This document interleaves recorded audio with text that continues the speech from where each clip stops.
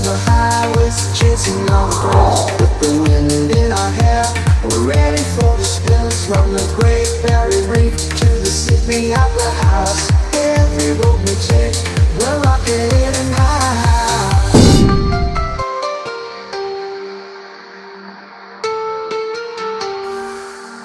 Howdy doody glampers, welcome back for another episode of Free and Budget Campsites in New South Wales.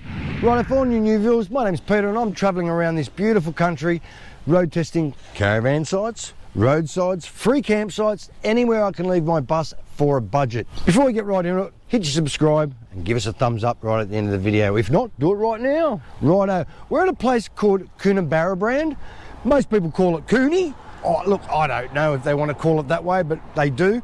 Look, it's the best option in this town. Now, I was going to go have a look at the showgrounds, but the showgrounds are not always open. They're only open certain times and stuff like that, and they don't give as much as this place. Got no dump site, got no camp kitchen. Oh, well, this one hasn't got a camp kitchen either. We're at John Oxley's Caravan Park. It's at Coonabarabran. For a non-powered site, starting at 20 bucks. A powered site, $32. And the sites are huge. There's a lot of drive-through sites, a lot of non-powered sites. Throughout the show, I'm going to take you to a place called Crystal Kingdom, which is just around this area. It sells crystals and stuff like that. I thought I'd have a look at it.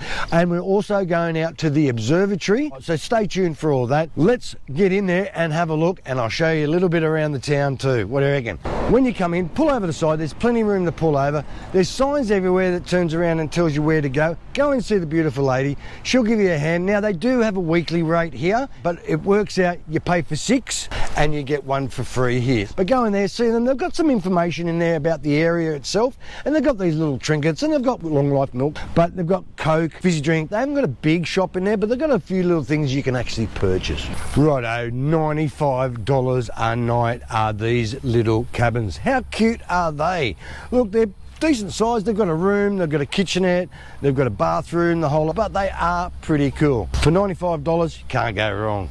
Righto, they even have a laundromat here. Now look, it's a pretty big laundromat. It's got around like 2 to 3 machines, and it's got 2 dryers. Now the average price of a washing machine is normally $4, and guess what? It is still $4. But the dryers, sad to say, they're $5 each. Look, they've got a little sort of a type of an ironing board there too. I don't know why they've got a microwave in there, just in case you want to heat a coffee up or something, or heat your washing powder up, don't know. But they've got some magazines in there. They've got some, look, they have got clotheslines around the back that you can actually hang your washing out. Today is a nice day, so you might get your washing dry, but normally out this way, sometimes it does rain, so you just got to be careful. We've got some chairs outside so you can actually sit and wait for your washing. But otherwise, yeah, it's not too bad laundry. A little bit overpriced with the dryers, but it is what it is when you come to different sites like this. Here's something I didn't know. They even do gas fills here. Now, an average price of a bottle around here is around $37, and that's a 9 kilo, which is a good price to fill up. So when you need to do it, go see the manager. She'll come out here and fill the gas bottle up for you. It's come to that crappy part of the show again. Yes, you are right, it is the dump site. Now look, this dump site, it is user friendly for my rig, for instance. I'd have to go on a bit of the grass, bit of an angle to actually get my pipe in there. It's just not only made for cassettes, it's made for big rigs also. Now there is plenty of space to get your big rig around here and park right next to it. It is a dump easy, same as always. The only thing is it is on grass and dirt, so if there's any spillage, you're going to get soggy food. Now it has got a hose. Now again, do not fill up your vans with this hose. Now I'm guessing it's the same water around here in every tap, but just in case, make it a rule, don't use the tap to fill up your van. Okie dokie, it's come to the second part of the crappy show again. They do have a public dump site here in the town. It's not very far away from the caravan site itself. Now look, if you're passing through and you're coming to the caravan park, and if you ask them if you don't mind using their waste facilities, they told me they don't mind using it. But if you don't, and if you forgot about this, if you forgot about going in and asking them and you don't know where to put it, there is a dump site right in the middle of town. Now, it is a great little dump site. It's on pavers It's also on tar, and it's actually facing back towards the dump site, which is fantastic. So all your crap is going to run out of your van. The bad thing about it, they don't have a hose on the actual tap itself, so you'll have to bring your own hose when you do it. Remember, don't fill up water from these sites. Now I'm looking at it at the moment, it does have a meter on it. Now that turns around and tells me it is town water, but if you're going to fill up water here, do it at your own risk, and if you decide to do it, make sure you put a filter on it. Now it is a huge area, you can fit buses, semi-trailers along here, and there's plenty of turning around circles around here as well. Now just behind me as well, there is an off-leash park right behind me. Now it's a good little park, it's got a playground there for your kids. It's also got some barbecue setting areas if you want to have a bit of a barbecue while you're here, while you're dumping out your dump. But otherwise, it's a great little park here.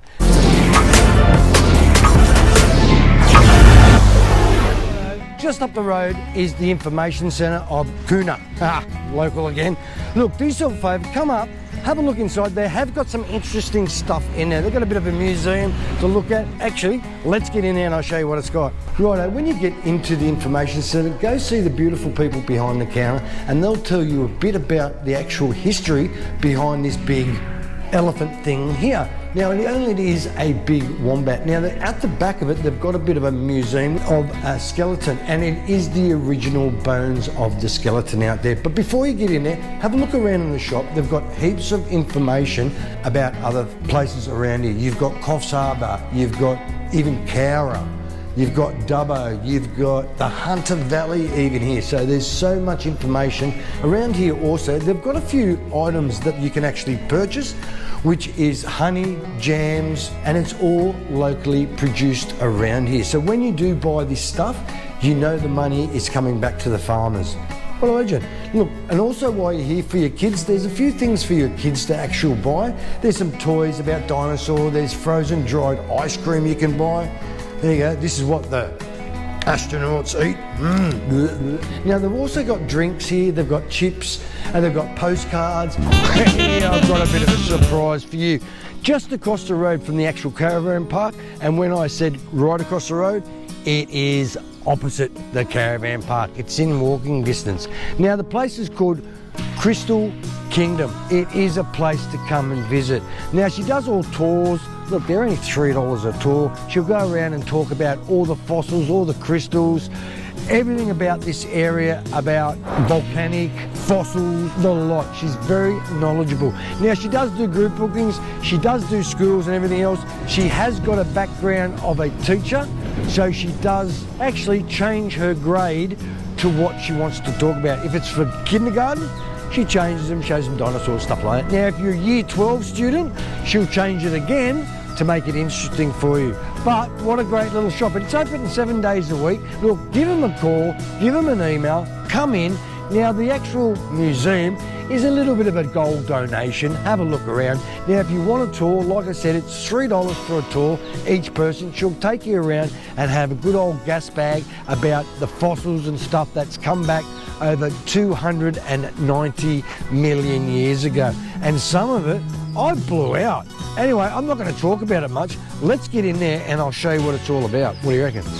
We're right across the road from the caravan park at the moment, and it's called Crystal Kingdom. It is a must if you ever visit that caravan park. All right, this is Angela. Hi Angela, how are you? Good, thank you. How are you? Tell us a bit about the establishment. So what we have here is Crystal Kingdom. Yep. So it's 50 in August this year. Wow, 2024. 50 already? Yes. It's not as old as me. I'm a bit old on that. My family and I took over in May this year. Yep. Basically, it's been owned now by 3 local families who have had an interest in local geology. Yep.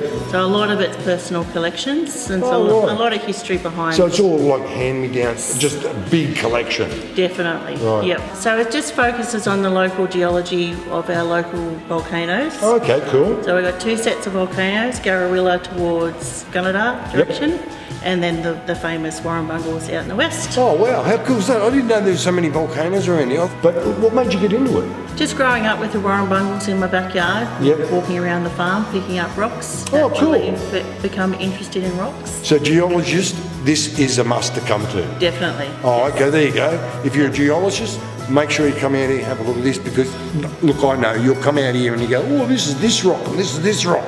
Yes, I know, but it's worth coming to have a look at. And what sort of stuff do you have here? So we have some world-class zeolites from the Garrawilla volcano. Yep. So what makes them world-class is their colour and their size and the clarity of their crystal.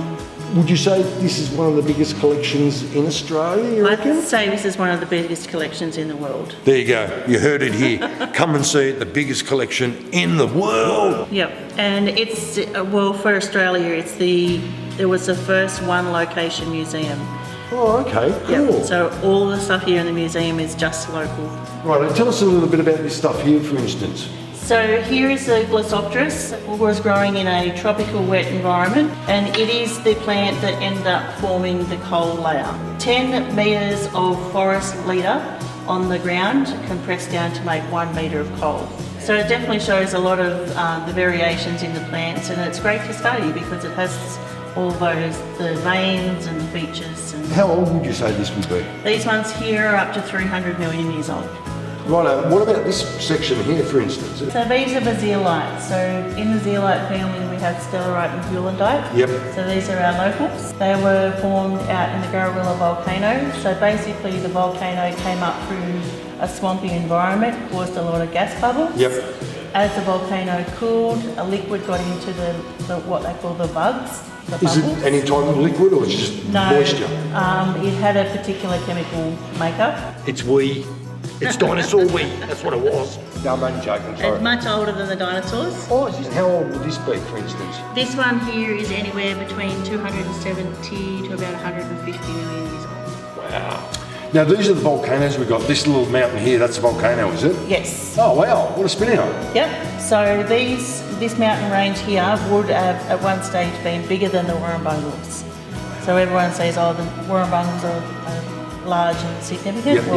These guys have just worn down to the bare bones, and that's why we've found so much of the wonderful crystal. Oh, righto. So what, that's a volcano too, and that's a volcano? Yes. So there was quite a few volcanoes around here? Yep. Fish?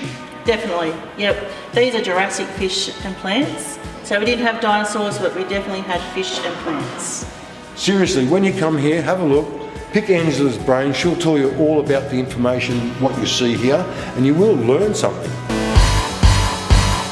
stuff is a blowout, and everything in here is for sale. In the museum, sad to say, nothing's for sale. Well, at the end of the day, everything's for sale at the right price, isn't it? So if you've got a couple of $1 million, you never know, she might bend her arm, you don't know about that. Look, there's a lot of quartz, there's a lot of fossils, even the fossils are for sale. It's hard to find fossils these days that are in good nick, and she has got some gems here. But like I said, come in, see Angela, and she will give you the right information. Don't always take it off me. Hi, how are you going? Hello, how are you going? Tell us about these things, for instance. So this is hematite. Hematite's really good for muscle aches and pains and headaches. Oh, okay, cool, yep. So it's iron ore, non-magnetic. Right. Won't upset airport security or... There you go, that's the big thing. So necklaces are good for head, back and shoulders. Right. And we've also got bracelets for your wrist and elbow, and anklets for your ankle and your knee. I think she sold me already. Bye, everybody. Make sure you come in and have a look. Talk to Angela and she'll point you in the right direction. It is a shop worth visiting. Righto, not very far away from the caravan site I'm staying at the moment is this thing. It's Siding Spring Observatory. What a place to come to. If you're in Coonabarabran, come out. It's only around 30 kilometres out and it's at the highest point, and the view up here is spectacular, especially to look at that thing. There's quite a few telescopes around here. I'm going to ask a few questions anyway, just to satisfy my curiosity on this actual telescope itself. So stay tuned for that. We're going to go in there and have a look, have a bit of a walk around, see what's going on, and hopefully it helps you out and hopefully you enjoy it. No worries, let's get in there and have a look. Righto, actually when you get in here there's plenty to see and do. Look, this bit of the actual tour is a freebie. Come have a look around. There's quite a few little information all around every wall. Now this bit of a walk up here is actually one of the tour walks you take them on? It definitely is. Okay, righto. And like how long does the actual tour last for? So it takes about an hour and a half to do this one here. Right. And that takes you right across the ridgeline, out past all the international telescopes to the highest point. Yep. And when we don't have cloud around like we do today, Oh, well, you know, it is what it is sometimes. you can usually see out about 200 kilometres from site. Wow. And we've got Pilliga Nature Reserve on one side, then beautiful Warrumbungle Range on the other. Oh, cool. So it's not really for the light-hearted either. It's like old bloke like us, I'm still puffing. So look, make sure you wear your good shoes and everything else when you actually go on these walks, and listen to the genius here. Righto, these ones here, what are they called? Astro Haven. These are actually some of your newer ones. So Yep. these are actually from America. And these ones do larger areas. So you've got ones that do small parts of the night sky, ones Yep. that do big parts, survey telescopes, Yep. and ones that are more sort of pinpoint ones. These ones are more your larger parts of the Oh, night they're sky. cool. These Yeah. are all electronically controlled, and these are what you'd call a robotic telescope. Yeah. Right, just a quick question. This is my theory. I don't know if it's right or not. When the Big Bang happened, it went boom. Now, it's the same as a firework. You put a firework so close and so small, Yep. everything happens so fast. But the bigger the thing is, the slower it happens because it's our perspective, what Yep. we see. Now, is it like the stars and everything are like the little ambers that are coming off the Big Bang, but we're just going slowly, and they're like embers burning and stuff, like the suns, the stars and stuff? I guess you could technically say it is like that to Yeah. a degree, because your Big Bang created hydrogen and helium, so it's Yep. created two gases, Yep. and your stars are just those. You crush the gas down, Yep. and eventually it starts to burn, and Yep. it starts to go for billions of years. Yep. So I guess that's actually a really good way of putting it. Cool. Yeah. There you go. That's a question I've always wanted to ask. Righto, we're in the actual dome where the actual telescope is at the moment, and we're with a bloke called Branner. Now, look, he's an astronomer. He's been working in this site for quite a long time now. Tell me a little bit about yourself, and how did you actually get into this thing? So originally myself, I came from sort of a dark area. So Yep. I came from a mountain in the middle of nowhere, Yep. where you had to go 40 kilometres in on a dirt road to Oh, get wow. to my house. Oh, so, cool. Yeah, stars above the head the entire Yeah, yeah. time. Then into the astronomy capital of Australia, and it's been a real passion ever since then. Oh, okay, cool. When I put it down to a question my father asked me when I was young, Yep. I used to ask him things constantly, and he'd always have answers, as as dads do when you're at that age. Yep, yep. So I turned around and asked him, right, what's something you can't answer? And he said, if you get to the edge of the universe, Yep. what's out there? And being young, I turned around and I said, more universe. And he turned around and he said, well, you're not at the edge then, are you? And You know, he's got a point there, yeah. Yep. And that one question, that unanswerable question, is the one that really started to push me into this one here. Oh, righto. Because, I mean, at the end of the day, that's what it's all about, is answering the Yeah. questions we don't Yeah. have answers for. Oh, okay. What's the best way of actually getting into the astronomy? And what, are you best off starting when you're young, or you can start at any age? So I guess it really depends what you want to do. If you want to be an amateur astronomer, any age is definitely the way to go. Oh, okay, I mean, cool. because you can just go out, you can go having a look at stars, you Yep. can have a look at planets, you can have a look at moons, bits and pieces like that. Oh, yeah. But if you want to go into the professional astronomy, Yep. I definitely recommend enjoying math while you're at school. How long's this establishment's been running for? So this one here, this has been going, specifically this telescope has Yep. been around for nearly 50 years. Wow. Yeah, we're actually having our 50th anniversary in October. Who looks after it? Who runs it? Is it a government funded? Is it self-funded? What? So government funded. Originally, when this one was put together, it was owned by the British and the Australian government. Oh, okay, yeah, cool. Yeah, so you Yep. had the AAO is what they set up, the Anglo-Australian Observatory. Yep. What do you actually see on the tour? And is it for everyone? Young, old, what? It depends which tour you're doing. So the walking one, definitely probably not for the elderly traveller. Okay, Yeah. yeah, but You know, it's I'd call strength, it, say, grade 3 or grade 4 if you wanted to put the actual grading on it. Sensible shoes too, I'd have to say. Sensible shoes, Yep. Bring definitely. water, hydrate. By the way, there is a cafe downstairs. If you haven't brought water or any food, I had a look down there. I am going to go down there for coffee very shortly and have a coffee, which I'm dying to try to have. It's an hour and a half for the tour, you said? It is an hour and a half for the tours. So each one of them, we try and keep them to an hour and a half, just Yep. to make sure that everyone knows sort of how long they're going to be here for. Right, For right. this one, with the big telescope that takes you in through all the restricted areas, gets you to see Australia's largest one. Wow. I recommend that for everybody. Okay, that's the one to go for. Ask for the restricted one. Yeah, that's the one you really want to do while you're here, because if you're going to be here, you want to see the largest one. Yeah, that's right. You want to come, seriously, you want to come in here and look at this thing and go, excuse the language, beep. Look, if you're ever out that way, stop into one of the caravan parks down there and do yourself a favour. It's only around 34 kilometres, 30 kilometres up here. Yep.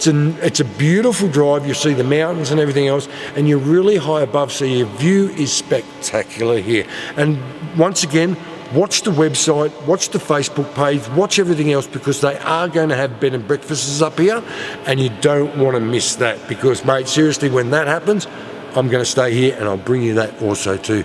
Thank you very much for all your information and everything else. Thank you. Good luck with everything else, and I will definitely see you again. Awesome. Thank you. No It's been worries. a pleasure sharing it Thank with you very much.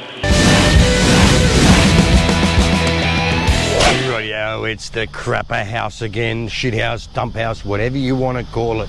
Now the toilets here, not too bad. I'll give and take a few things. They're a bit of an old school type toilet. You've got the toilets in one side, urinal. They look reasonably done up. They've got hand soap there. They've got no paper towel, but they've got a hand blower so you can actually dry it. The showers are in the same area where the toilets are. Look, I don't mind the showers because you've got a bit of a dry room to actually go to and leave all your stuff so you don't get wet. So look, out of 5, they're only really going to get around a 3.5 because they are old school, got no paper towel. And yeah, they need a little bit of work done to them otherwise, but still good for 3.5. Just a quick heads up with the toilets, they do have a disabled toilet here, which is a bonus, so if you need it, it's here to be used.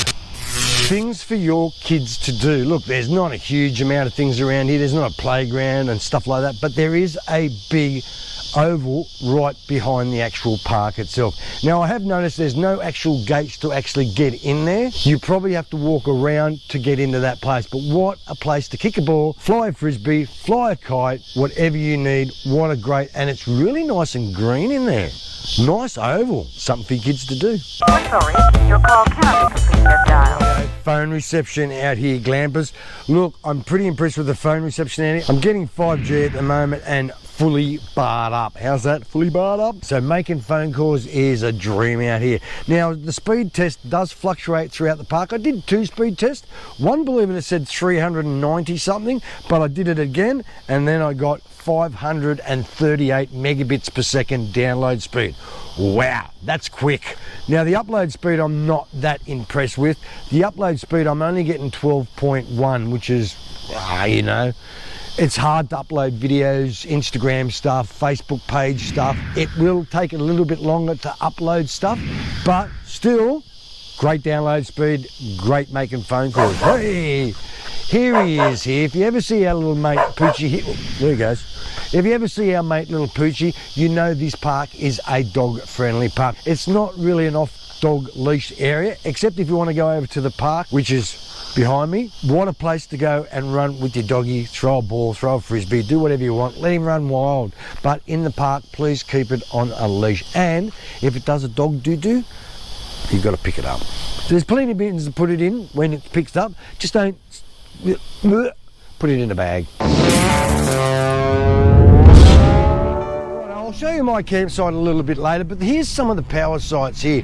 They're huge. Seriously, they're all drive-throughs. Don't worry about unhitching it, but there's plenty of them here. Now, there's a few that are under trees, or if not, you can be outside of trees. But when you've got power, who cares? Park in the shade. Saves your air conditioner going flat out all the time. But what a great little campsite. Actually, let's go to my site right now. Rightio, it's my powered site. Now, I'm really happy with this powered site. I'm under trees here. It's a very shaded park around here. They've got plenty of trees to actual park under to save you from the heat. So look, I've parked in this area. I've parked, stopped, checked my level and went, hey, this is cool. Don't have to level it up at all. And these are huge, long sites. So even if you've got a longer ring than I have, you'll get it in here. Make sure when you're traveling around here, seeing how there's so many trees, make sure your top of your van's not going to get wiped out. Now, I had to swerve a few places to actually miss the trees when I got into this site, so just be aware of that one. Righto, just behind me are the non-powered sites, and they've got a gutload of them. Now, there are all around the outside of the fence area. They've got a few picnic tables around here. They've got a couple of barbecues, which I will walk over there very shortly and have a look at, but they've got water actually here you can actually grab. Now the water here do yourself a favour, put it through a filter. They do say it is safe, it does come from the dam, but I always say put a filter in when you use the water around here. They're nice and green, so you're going to have no problems knocking your pegs in, and a lot of them, you have a lot of shade around here, so that is a bonus later when the sun is beaming down like it is right now. Look, they don't have many barbecues around here. Now, most of the barbecues are over in the non-powered area. I can count 1, 2, 3. They are gas barbies. They are an old schooly sort of type barbecue, good enough to cook on. I'm assuming this is where the actual buses are kept, or very, very large rigs that can't get in there. Why? Because it says here, bus power only. So if you've got a bus or a very, very large rig, this place can handle it, and you plug it straight into there. How cool is that? It accommodates for you for everything.